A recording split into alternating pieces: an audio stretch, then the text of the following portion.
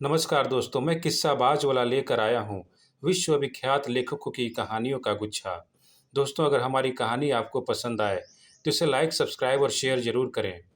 तो आइए बिना देर किए शुरू करते हैं आज की कहानी। कहानी का शीर्षक है वर्षगांठ। इसे लिखा है डॉक्टर शोभा घोष ने। अगर मैं सिगरेट पी लूं तो कोई आपत्ति तो नहीं है? अत्यंत मीठे स्वर में सुरेश ने पूछा। सुधा ने जैसे सुनकर भी नहीं सुना। वह खिड़की से बाहर देख रही थी। गाड़ी की रफ्तार बहुत तेज थी। रात का समय था। सेकंड क्लास के कंपार्टमेंट में ये दो ही व्यक्ति बैठे हुए थे। सुनिए, अब सुधा ने इधर मुंह घुमाया। आपने मुझसे कुछ कहा? जी, मैं जरा सिगरेट। जरूर जरूर। वह फिर खिड़की के बाहर देखने लगी। सुरेश सोच रहा था कैसे बात का सिलसिला शुरू करें। थोड़ी देर बाद जब सुधा ने इधर मुंह घुमाया तो मौका पाकर सुरेश ने पूछा, आपको कहाँ जाना है? मैं बनारस उतरूंगी। मैं भी बनारस ही जा रहा हूँ। सुरेश ने वार्ता की कड़ी जोड़ी। बस भूमिका के लिए इतना ही पर्याप्त था।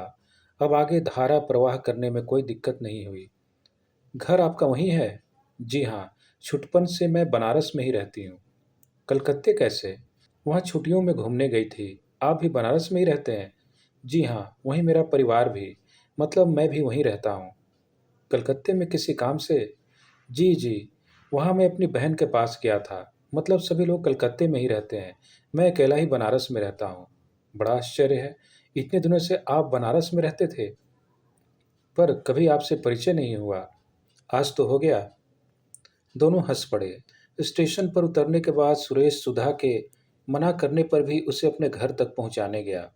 कष्ट न हो तो कभी घूमते घामते दर्शन दीजिएगा। जरूर जरूर। अच्छा, नमस्ते। आज कलकत्ते से लीला की चिट्ठी आई है। उसने लिखा है, अब मेरी तबीयत ठीक है। जल्दी ही आकर तुम मुझे ले जाओ। यहाँ से मेरा जी उब गया है। बच्चे भी तुम्हारे लिए बहुत रोते हैं। फिर तुम्हें भी तो कितनी तकलीफ हो रही होगी। सुरेश चिट्ठी पढ़ ही रहा था। नौकर ने आकर कहा, बाबूजी, आपसे कोई मिलना चाहती है। बुला लाओ। नमस्ते। नमस्ते। अरे आप, आइए आइए। कई दिनों से मैं आपकी ही बात सोच रहा था। तो फिर आपने मुझे पहचान लिया है? वाह, आपने भी खूब कहा। ट्रेन में तो कितने लोगों से परिचय होता है, पर याद कितनों की रह जाती है। केवल आप जैसे लोगों की। आप शायद कोई चिट्ठी पढ़ रहे थे। क्या पत्नी ने? पत्नी? देख ही रही हैं आप। ऐसे लड़के कोई अपनी लड़की देगा? पति बनने का तो सौभाग्य ही नहीं हुआ, फिर पत्नी कहाँ से आएगी? अच्छा, इसका मतलब आप अविवाहित हैं। मैंने तो कुछ और ही सोच रखा था। जोर से हंस पड़ा सुरेश।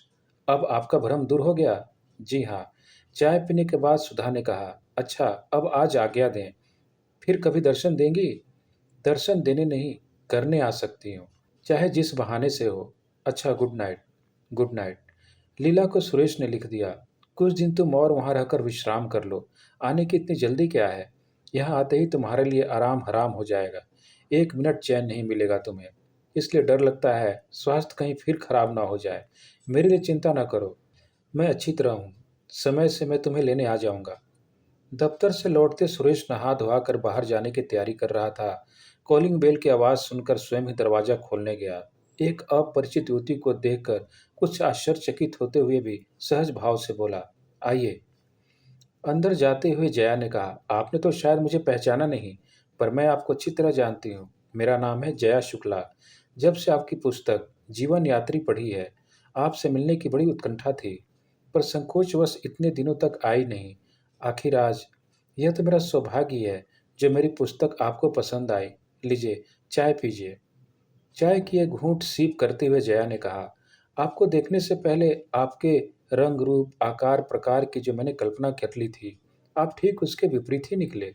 मैंने सोचा था आप 60 साल के वृद्ध होंगे, सफ़ेद बाल और सफ़ेद लंबी दाढ़ी होगी, सामने के दो दांत नहीं होंगे और चश्मे के अंदर से देखते होंगे, फिर लाठी आपकी दासी होगी। सुरेश जोर से हंस पड़ा। वाह, कितनी अच्छी कल्पना थी आपकी। और मुझे आपसे भी अधिक। प्रति उत्तर में सुरेश ने कहा, अब जाती हूँ, फिर कभी। दूसरे दिन शाम सुरेश लॉन में बैठकर अखबार पढ़ रहा था। सुधा को देखते ही, आइए आइए सुधा जी, मैंने तो सोचा था भूल ही गई हैं। सुधा की डिक्शनरी में एक ही शब्द नहीं है। कौन सा? ओह, बहुत अच्छा, बहुत अच्छा। कहीं नए एडिशन में न जुड़ जाए। चाहे नया हो चाहे पुराना, भूले तो हो ही नहीं सकती, भूल तो हो ही नहीं सकती। आज मैं अपनी एक दो कविताएं आपको सुनाने के लिए आई हूँ। सुरेश उत्सुकता से, देखूं आखिर चोरी चोरी अपने में क्या क्या छिपाए हुए हैं। सुधा, मुझे आता ही क्या है। सुरेश, यह कहो कि क्या नहीं आता है।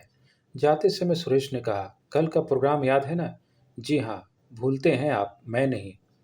धीरे धीरे सुरेश और सुधा का संबंध घनिष्ठ होता गया।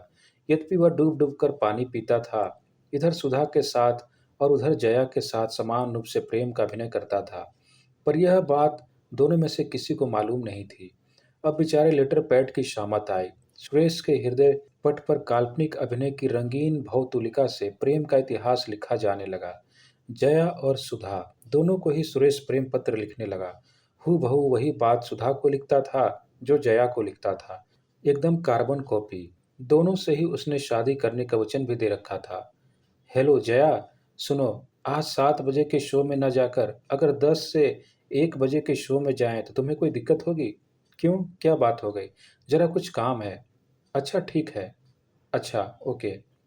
निश्चित समय पर जया सुरेश के घर पहुंच गई। कार में बैठती हुई जया बोली, ड्राइव मैं ही करूंगी। और अगर किसी से टकराई तो क्या हुआ, सीधे इस लोक से उस लोक पहुंच जाऊंगी। और बेचारे इस लोक में रहने वालों की गाड़ी कौन चलाएगा? बहुत मिल जाएंगे, कहकर उसने गाड़ी स्टार्ट कर दी। पिक्चर से लौटकर सुरेश जया को लेकर सीधा घर पहुंचा। जया को खाना खिलाकर घर पहुंचाने का प्रोग्राम था। घंटी की आवाज़ सुनकर दरवाज़ा स्वयं लीला ने खोला। सुरेश ने पत्नी को देखा तो चौंक पड़ा। तुम नहीं आए तो मैंने सोचा खुद ही चली चलूं। भारी मन से सुरेश ने जया को बाहर ही बिता दी और कपड़े बदलने चला गया। लीला ने नौकर से पूछा, रामू, यह लड़की कौन है? पता नहीं बाबूजी, यह तो रोज ही आती है, कभी कभी खाना भी खाती है और बाबूजी के साथ अक्सर घूमने जाती है। इधर 2 दिनों से सुरेश बहुत ही परेशान है। आज तो वह सवेरे से ही बहुत बेचैन है। आज ही जया ने अपनी वर्षगांठ पर उसे बुलाया है। कहाँ जाऊं, क्या करूं? अंत में वह इस निष्कर्ष पर पहुंचा कि वह कहीं नहीं जाएगा। बाद में पूछने पर तबीयत खराब होने का बहाना कर दूंगा। 5 बजे तक सुधा सुरेश की प्रतीक्षा करती रही।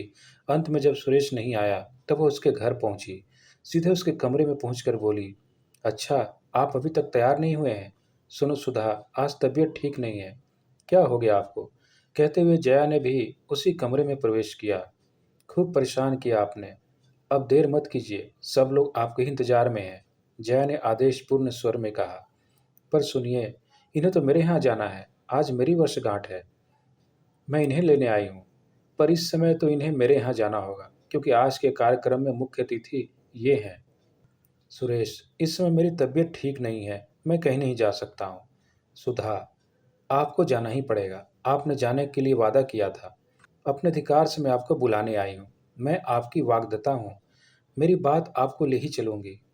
जया, शादी का वचन तो पहले इन्होंने मुझे दिया। परसों तिलक भी है।